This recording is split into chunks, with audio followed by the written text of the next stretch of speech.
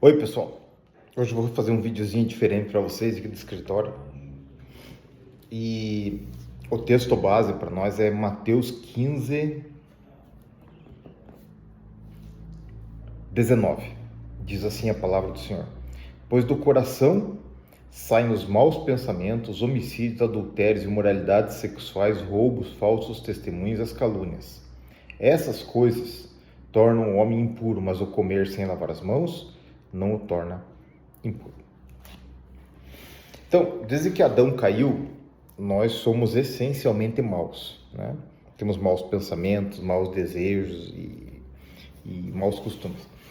Aí, então a gente sempre conversa em casa lá a respeito de uma coisa que muita gente fala: o mundo está perdido, Jesus tem que voltar, porque isso, porque aquilo, e eu provo para vocês que não. Eu quero contar uma história, vai demorar uns minutinhos, tenha paciência, está aqui no livro História dos Hebreus, de Flávio José. Esse fato aqui aconteceu lá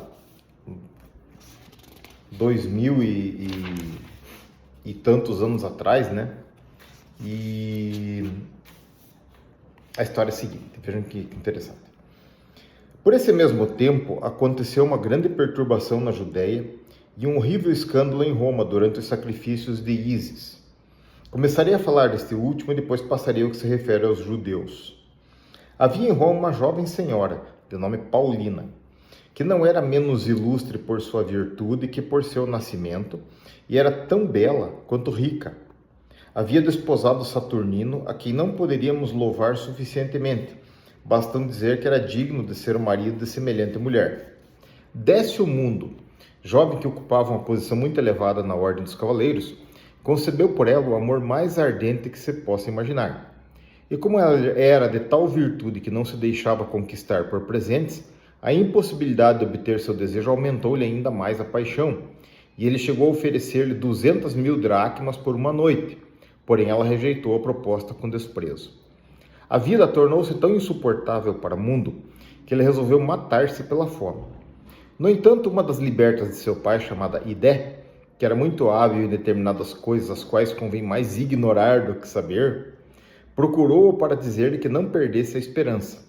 Ela prometeu obter o que ele desejava sem que lhe custasse mais de 50.000 dracmas. Tal proposta fez o mundo retornar a lento, e ele lhe deu a soma que ela pedia. Como a tal liberta sabia que o dinheiro era inútil para tentar uma mulher tão casta, resolveu servir-se de um outro meio. Sabendo que ela nutria uma devoção muito particular pela deusa Ísis, foi procurar alguns de seus sacerdotes. Após comprar-lhes o segredo, informou-os do extremo amor do mundo para com Paulina. Se eles encontrassem um meio de satisfazer aquela paixão, ela lhes daria no mesmo instante 25.000 dracmas e outro tanto depois que houvessem cumprido a promessa. Na esperança de tão grande recompensa, eles aceitaram a proposta, e o mais velho foi imediatamente dizer a Paulina que o deus Anubis tinha paixão por ela e lhe ordenava que fosse procurá-la. Anubis é aquele da máscara dos egípcios, bem igualzinho a minha axa lá. A dama sentiu-se tão honrada com isso que se vangloriou perante as amigas e disse o mesmo ao marido, o qual, conhecendo sua extrema castidade, consentiu de boa mente que ela fosse procurá-la. Depois de cear, ela foi então ao templo. Chegou a hora de se pôr ao leito, e aquele sacerdote fechou-a num quarto onde não havia luz, e onde o mundo, que ela julgava ser o deus Anubis, estava escondido. Ele passou toda a noite com ela, e no dia seguinte de manhã, antes que aqueles detestáveis sacerdotes, cuja maldade a havia feito cair naquela cilada, se tivessem levantado, ela foi procurar o marido e contou-lhe o que se havia passado, e continuou a se vangloriar junto às amigas. Tudo lhes pareceu tão incrível que não podiam acreditar no que ela dissera, mas por outro lado não podiam desconfiar de sua virtude. 3 dias depois, Mundo encontrou-a por acaso e disse-lhe: na verdade, devo agradecer-vos por terdes recusado as 200.000 dracmas que vos ofereci.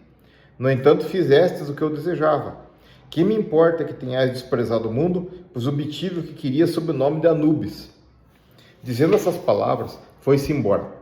Paulina percebeu então o horrível engano em que havia caído, rasgou suas vestes, contou ao marido o que havia acontecido e rogou-lhe que não deixasse impune tamanho crime.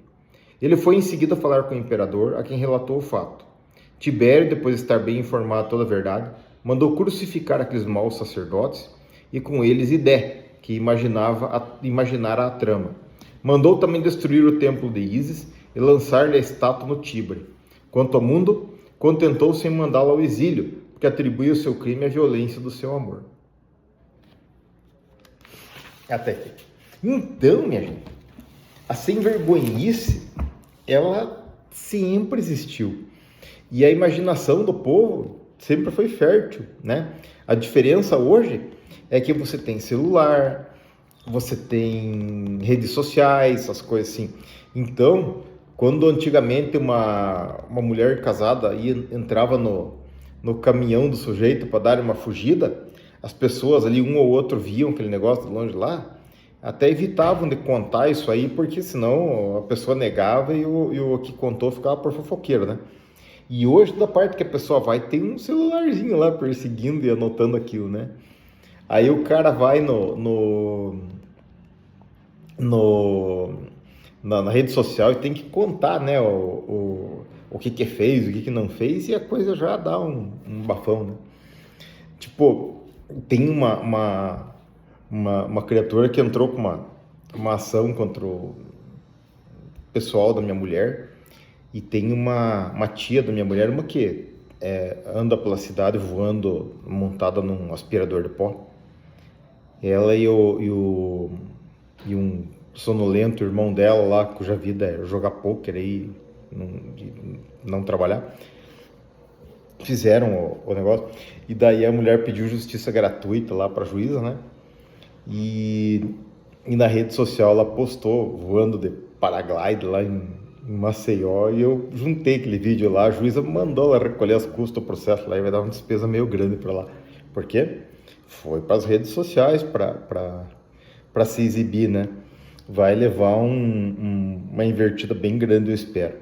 Então, o que acontece? Hoje em dia, você tem esse negócio, a pessoa, ela mesmo se denuncia, né, nas redes sociais, alguém filma, tem um negócio, mas faça uma conta aqui. Eu não sei se é bem isso, mas vamos pensar assim que há 50 anos atrás, talvez, ou um pouquinho mais, tivesse uns 2 bilhões de seres humanos no mundo, né? Hoje somos em 7, digamos assim, então a confusão é muito maior, porque aumentou o número de pessoas, aumenta o número de confusão também, né? Muito mais gente, muito mais confusão. E daí tem essa questão, e a questão também da divulgação, né? Hoje tudo que o sujeito faz é divulgado, né? Vocês estão vendo o Argamandel lá? Todo dia ele faz um discurso em algum lugar, alguém grava, né? Antigamente ele mentia e falava bêbado nos discursos, né? E daí o pessoal não tinha como verificar as coisas que ele falava. O pessoal pagava a imprensa para não divulgar e tal, né? Que era só as redes oficiais. Hoje em dia sai um celularzinho para lá, um para cá, de repente todo mundo tá sabendo o que o sujeito fala e já vai para fita, né? Então, voltando ao assunto da história, do que Jesus falou assim, não adianta, é do coração de vocês que saem essas coisas ruins, né? Por isso que a gente tem que estar vigiando e cuidando do nosso coração, da nossa boca, dos nossos olhos a cada dia, porque a natureza do homem é má, né? A gente tem que cuidar, assim, a cada dia, ter a noção, assim, de que o Espírito que está dentro de nós é ligado com Deus. Então, tudo que você faz, o que você olha, o que você sente, Deus sabe. Por quê? Porque fica gravado, imprimido no seu espírito ali, né? Não só na sua alma, mas no espírito que liga com Deus, está sabendo o que está sentindo, o que está fazendo, o que está falando. Então, se você crê em Deus, que Ele existe, você tem que caprichar, porque sabe que Ele está junto com você todos os dias. Então, se faz uma coisa errada, não adianta fazer escondido, porque realmente Ele está vendo através dos teus olhos, está sentindo através dos teus sentimentos e dos meus, né? A gente tem que caprichar para isso aí. Mas esse cuidado com o nosso coração, com a nossa boca, as coisas que fazemos, sentimos e tudo mais, é um exercício diário, né? Agora, a questão da imoralidade, não pense que o mundo está chegando no fim por causa disso. Pode até estar, né? Nem Jesus sabia da data, né? Ele falou que só o Pai que sabia. Então pode estar até chegando no fim, não sabe. Mas não por isso, sabe? Porque a sem-vergonhice, minha gente, está com o homem desde que o homem está na terra. Deus te abençoe. Tenha um bom dia.